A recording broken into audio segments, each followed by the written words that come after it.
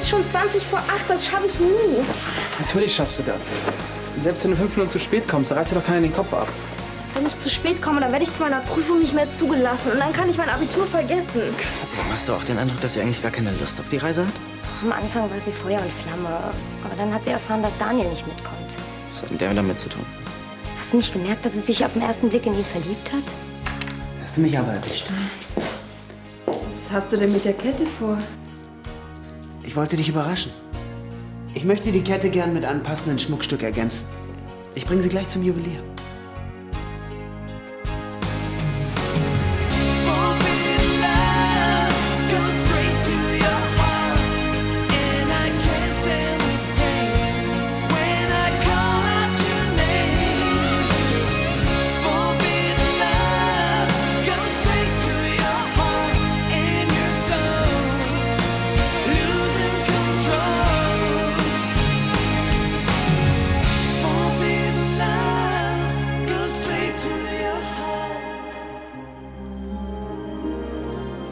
Besonders erfreut scheinst du ja nicht zu sein. Natürlich freue ich mich. Sehr sogar. Es ist nur, ich habe heute noch einen wichtigen Geschäftstermin. Dabei wollte ich die Kette tragen. Naja, wenn sie dir so wichtig ist. Der Juwelier läuft ja nicht weg. Danke. Mir reicht es, wenn du mir die Kette morgen gibst.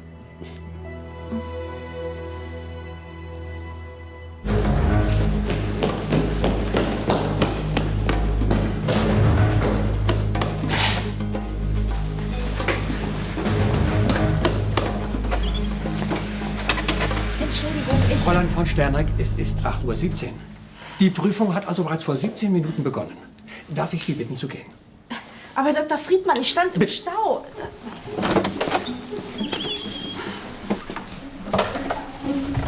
Ich möchte jetzt nicht mit Ihnen diskutieren. Sie wissen, dass Sie zur Abiturprüfung pünktlich zu erscheinen haben. Ja, natürlich. Und ich bin ja auch nicht absichtlich zu spät gekommen. Können Sie nicht bitte einmal noch eine Ausnahme machen? Ich bin Ihr Freund. Wir standen wirklich im Stau. Das müssen Sie uns glauben. Selbst wenn ich wollte, ich darf Sie nicht mehr hereinlassen. Ich muss mich an die Vorschriften halten. Heißt das jetzt, dass ich mein Abitur nicht kriege wegen dieser blöden 17 Minuten? Fräulein von Sterneck, wenn es nach mir ginge, könnten Sie gerne mitschreiben. Aber wie gesagt, ich muss mich an die Richtlinien des Ministeriums halten. Was ist denn, wenn ich zum Direktor renne und der einverstanden ist? Ihm sind genauso die Hände gebunden. Es tut mir leid, aber Sie können an der Prüfung nicht teilnehmen.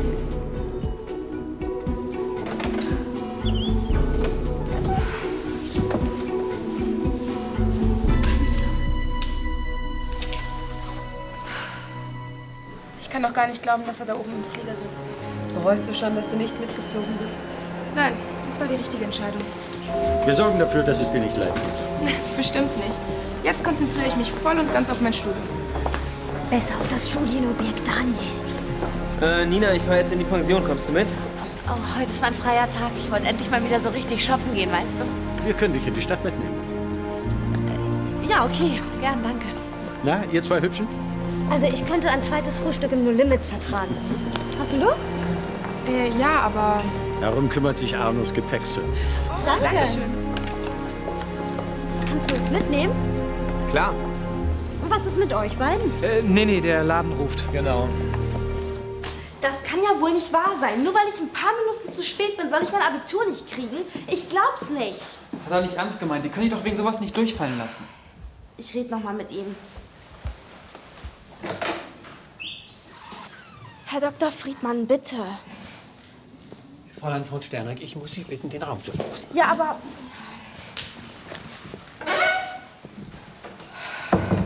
Sie verbauen mir damit meine ganze Zukunft. Das haben Sie sich ganz allein zuzuschreiben.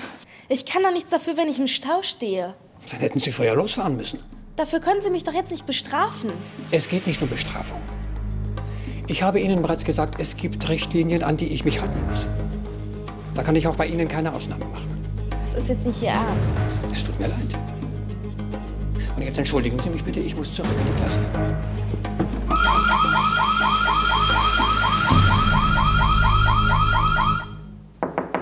Ja? Frau Odenthal wünscht Sie zu sprechen. Interessant. Ich lasse bitten. Danke. Frau Odenthal. Oder doch besser Mohr? Die Vielzahl Ihrer Namen verwirrt mich immer wieder. Odenthal ist völlig ausreichend. Wie Sie meinen.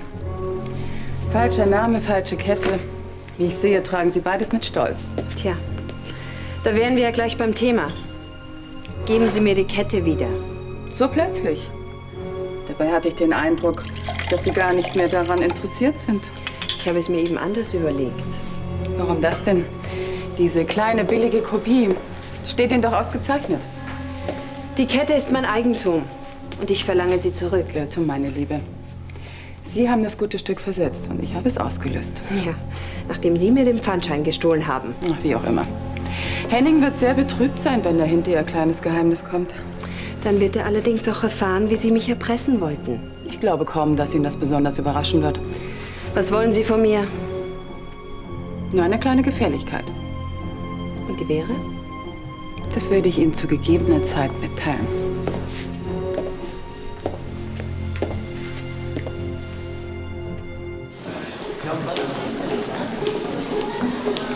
Was passiert denn jetzt? Ja genau, wie geht es denn jetzt weiter? Bitte beruhigen Sie sich. Seien wir doch froh, dass er sich nur um einen falschen Alarm gehandelt hat. Beruhigen? Es geht hier um unser Abi. Wir werden einen Nachholtermin vereinbaren und neue Prüfungsfragen festlegen. Das darf doch wohl nicht wahr sein.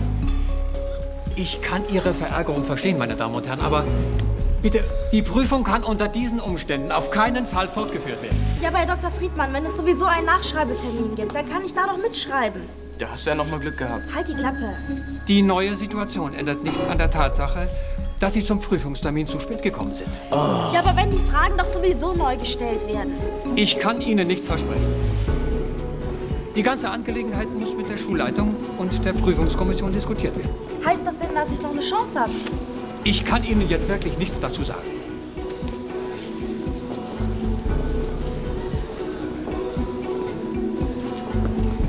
Na? Ach Mann, wo warst du denn? Ich habe mir schon Sorgen gemacht. Hast du den Alarm nicht gehört? Klar habe ich den gehört. Ich stand ja direkt neben dem Feuermelder. Sag bloß du. Weißt du, diese kleinen roten Kätzchen, die haben mich irgendwie schon immer magisch angezogen. Was ist denn los mit dir? Warum? Du bist so still. Na, ich denk gerade an Frank. Tja, der ist jetzt auf dem Weg nach Caracas. Ja, schon komisch. Beinahe hätte ich mit ihm im Flieger gesessen. Ich freue mich jedenfalls, dass du hier bleibst. Ja? Auch wenn ich es nicht ganz kapiere, einfach so eine Weltreise hinzuschmeißen, die dazu noch gesponsert wird. Warum hast du das gemacht? Also ich kann Gabriella verstehen. Jetzt hat sie hier gerade ein paar Freunde gefunden. Dann gleich wieder wegzufahren. Was meinst du, wen du alles kennengelernt hättest auf deiner Weltreise? Naja, so gute Freunde muss man erst einmal finden. Inklusive Familienanschluss. Genau. Klingt ja, als würdest du dich richtig wohlfühlen. Ja, Deutschland gefällt mir. Es muss nur noch mit dem Studium klappen. Ach, was soll denn da schief gehen? Genau. Und dann sehen wir uns ab und zu mal an der Uni.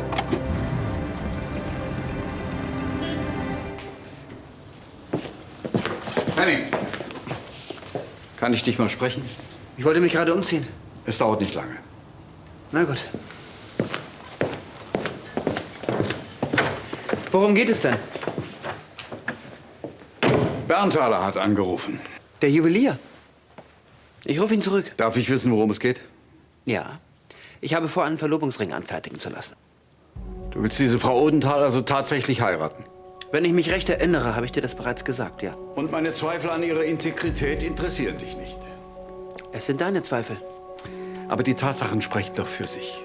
Ihre Verbindung zum Beispiel zu diesem Obermann. Caroline wusste doch gar nicht, wer dieser Obermann wirklich ist. Ich will dich doch nur vor einem Fehler bewahren. Ich glaube, du machst einen großen Fehler, indem du solchen haltlosen Gerüchten Glauben schenkst. Steinfeld hat keinerlei Beweise. Trotzdem solltest du Frau Odenthal besser kennenlernen. Vielleicht ergeben sich dann neue Anhaltspunkte. Aha. Jetzt soll ich meiner zukünftigen Frau also auch noch nachspionieren. Ich werde Caroline heiraten. Ob du es willst oder nicht.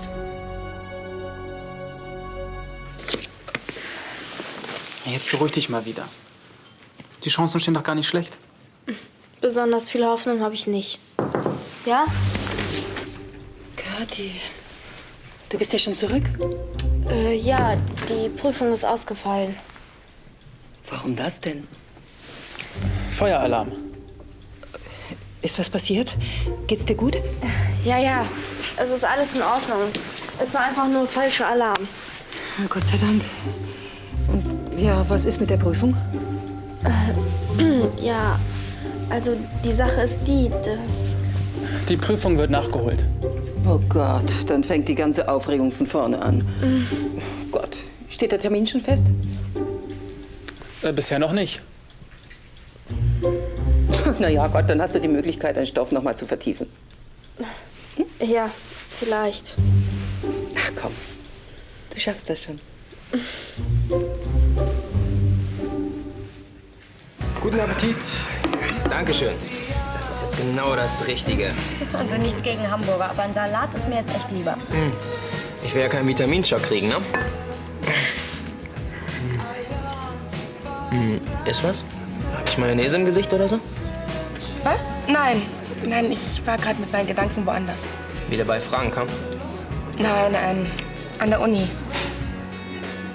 Weißt du eigentlich schon, welche Seminare du belegst? Nee, noch nicht genau. Ist ja auch sehr schwer. Da soll sich mal einer auskennen. Vielleicht kannst du mir ja ein paar Tipps geben.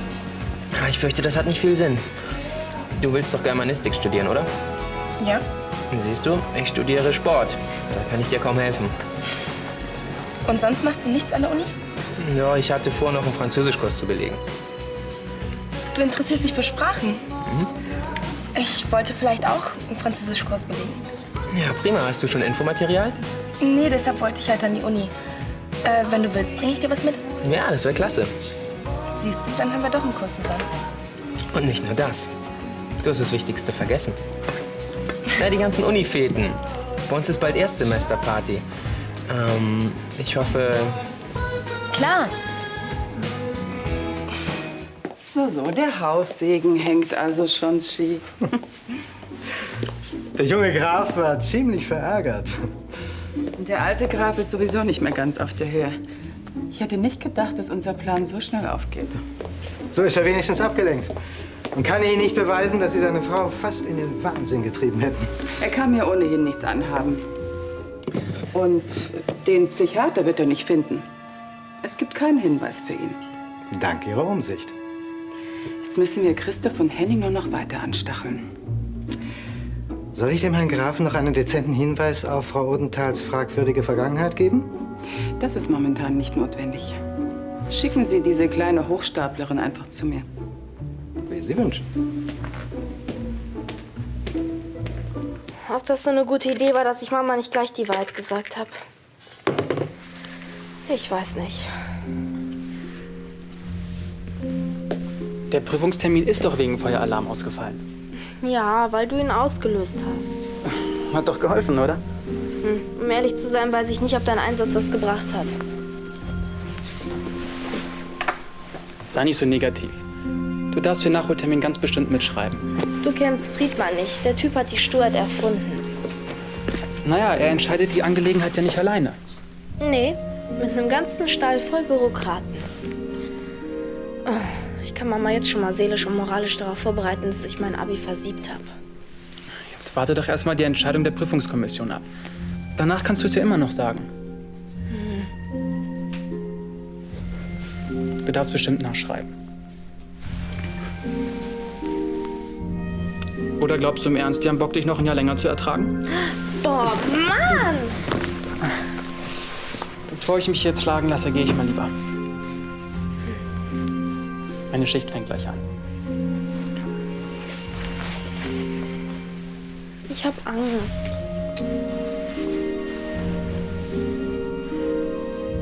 Wird schon schief gehen. Und Frank hat nicht gewusst, dass du Ramons Schwester bist. Nein, erst als Anne uns vorgestellt hat, dann hat's bei ihm geklingelt. Ja, bei mir auch, ne? Zirtan, ich hab Feierabend. Spinner. Tschüss. Tschüss. Ja, tut mir leid, ich hätte gerne noch länger mit dir gequatscht, aber... Na, jederzeit, wenn du magst. Ja, ich komme drauf zurück. Gut. Deine Startschwierigkeiten hast du ja ziemlich schnell überwunden. Wie meinst du das? Naja, du hast dich eben ganz schön ins Zeug gelegt. Ich habe ihm nur erzählt, wie ich Frank kennengelernt habe. Aber wie? Du hast ihn magnetisiert. Das wolltest du doch. Daniel ist nett, sonst nichts. Klar. Und, was machst du jetzt? Ich wollte noch zu Uli in den Laden. Okay, dann komme ich später dort vorbei, ja? Okay. Gut, ciao. Daniel? Ja, Wie viel schulde ich dir? das geht auf mich. Dankeschön. Ciao. Tschüss. Auch ein Tässchen? Sie haben mich sicher nicht zu einer Teestunde rufen lassen. Wie Sie wollen. Kommen wir gleich zur Sache. Sie wollen die Kette. Das sagte ich bereits. Es fällt mir wirklich sehr schwer, mich von diesem kostbaren Stück zu trennen. Da erwarte ich natürlich einen kleinen Loyalitätsbeweis. Und wie soll der aussehen? Bringen Sie Christoph und Henning auseinander. Sie haben mich schon richtig verstanden. Spielen Sie die beiden gegeneinander aus. Das kann ich nicht. Nicht so bescheiden, meine Liebe. Sie sind doch eine Meisterin des falschen Spiels. Sie verlangen im Ernst, dass ich die Beziehung zwischen Henning und seinem Vater zerstöre? Ganz genau. Das werde ich bestimmt nicht tun. Ist das Ihr letztes Wort? Verlassen Sie sich darauf. Schade. Ich hätte Sie für klüger gehalten.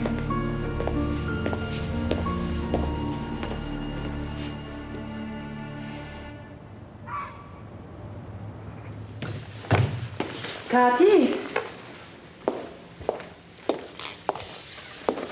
Dein Lehrer Dr. Friedmann hat gerade angerufen. Was wollte er denn? Er hat den Termin für die Wiederholung der Abiturprüfung durchgegeben, bitte. Und er hat gesagt, du sollst pünktlich sein. Bin ich doch immer. Gibt's da etwas, das ich wissen sollte? Nee. Und warum ruft Dr. Friedmann hier an? Na, wegen des Feueralarms. Die Prüfung ist doch ausgefallen. Aber den Termin hätte man genauso gut am schwarzen Brett bekannt geben können oder durch einen Anruf des Sekretariats. Weißt doch, wie Friedmann ist. Der geht immer auf Nummer sicher. Aha. Er hält sich streng an die Schulordnung. Mhm. Er ist halt sehr korrekt. Sonst noch was? Nein. Gut, dann gehe ich jetzt. Tschüss. Tschüss.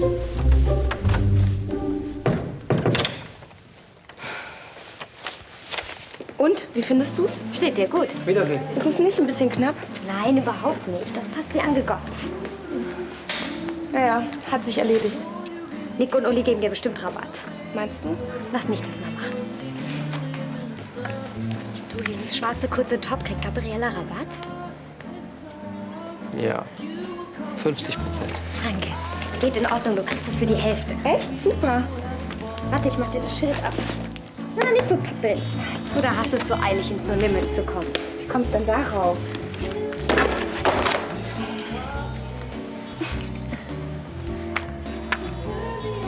Und du bist sicher, dass du nicht schnell zu Daniel willst? Okay, du hast recht. Ich finde ihn wirklich süß. Also doch. Woher hast du das Foto doch nicht etwa von ihm? Nein.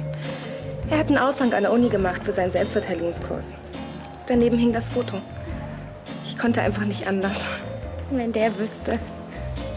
Du sagst ihm doch wohl nichts, oder? Nein, natürlich nicht. Ich will erst mal herausfinden, ob er mich auch mag. Das sieht man doch. Ehrlich?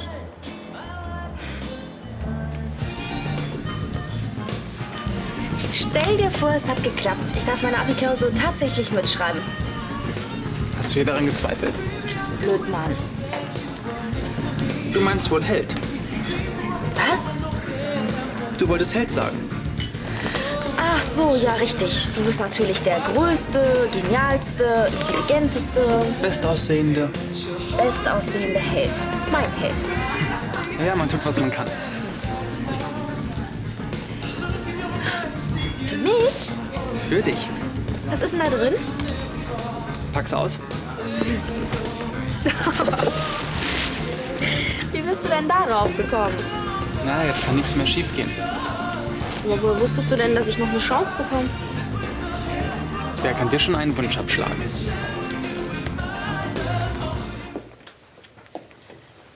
Darf ich auftragen? Einen Augenblick, Christiane. Wir warten auf den Grafen. Natürlich. Bitte schön. Danke. Einen wunderschönen guten Abend. Guten Abend. Können wir dir irgendwie helfen?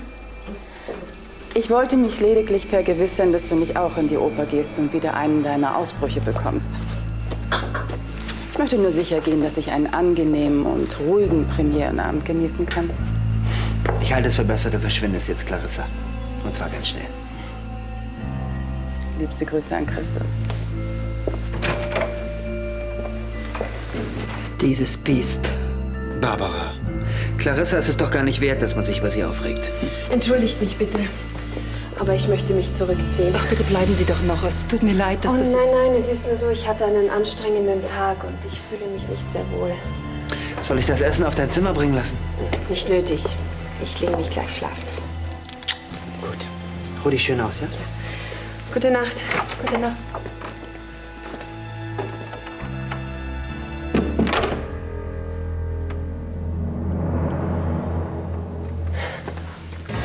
Hallo. Gabriella, ich dachte, du bist längst mit Frank im Flieger. Ich hab's mir anders überlegt. Ich kann schon verstehen, dass du dich hier nicht losreißen kannst. Wieso? Naja, bei solchen Kellnern. Wie mir. Vorsicht. Kennt ihr euch eigentlich schon? Nein, nicht wirklich. Gabriella, Kathi, mein Schatz. Freut mich. Mich auch. Du bist also Ramons Schwester. Mhm. Und du hast meinen Bruder also auch gekannt, ja? Ja, er war mal kurz mit meiner besten Freundin zusammen. Willst du auch was trinken? Nee, danke. Eigentlich wollte ich Daniel nur ein paar Unterlagen vorbeibringen. Ist er schon da? Nee, der hat doch heute diesen Selbstverteidigungskurs. Das ist seine erste Stunde. Müsste aber bald zu Ende sein. Weißt du, ob er danach vorbeikommen wollte? Keine Ahnung, ich glaube schon. Willst du auf ihn warten? Okay. Machst du mir eine Cola? Kommt sofort. Eine kleine Erfrischung ist doch jetzt genau das Richtige, oder? Interessanter Laden. Bist du oft hier? Mhm. Hier ist deine Cola. Dankeschön. Daniel ist übrigens auch schon da.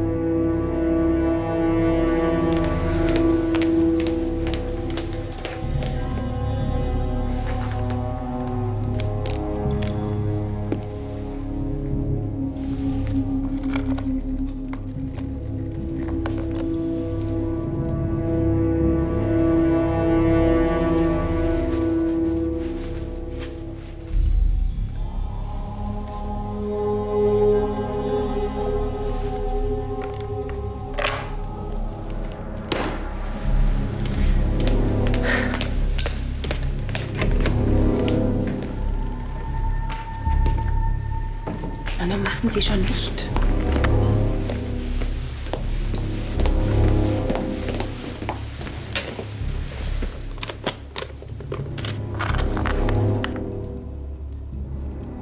Dieses kleine Luder ist tatsächlich in die Falle getappt.